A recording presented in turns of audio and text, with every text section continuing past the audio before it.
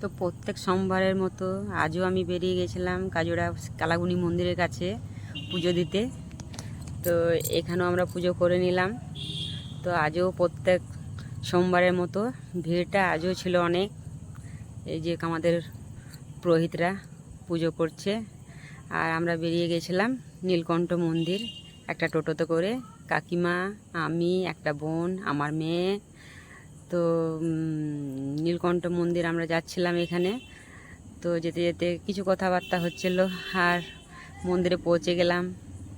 তো যেখানেই যাও লম্বা চওড়া একটা এখন লাইন, পুজো দিতে যাও বা অন্য কোথাও যাও, লম্বা চওড়া লাইনে দাঁড়িয়ে পড়েছি।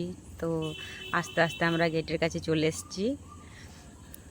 গেটের কাছে এসে গেছি আর ঢুকেও পড়েছি। আর বাবার ডমরুটা কত বড়, একটা ঝাড়বাতিও লাগানো আছে।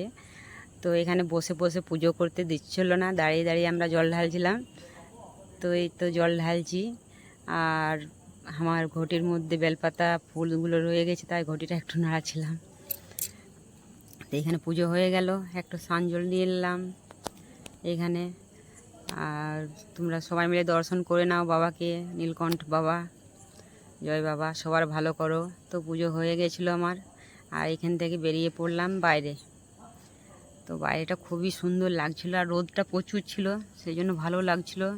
মন্দিরটা খুবই সাদা একদম লাগছিল। এখানে নন্দী বাবা আর বাসুকি নাগকে প্রণাম করে নিলাম, পুজো করে নিলাম একটু আমিও বাইরে।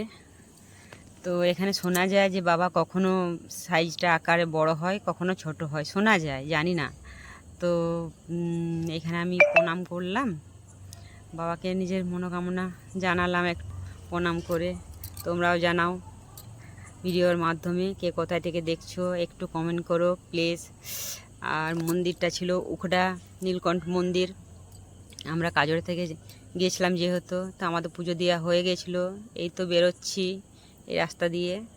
আর এটা বাইরেরটা খুবই সুন্দর লাগছিল, এটা বাইরেরটা। আর আমার মেয়ে ওই বোনটা আমাকে খুঁজছিল যে মামুনি কোথায়, আর আমি আমার কাকিমাকে খুঁজছিলাম যে আমার কাকিমা কোথায়।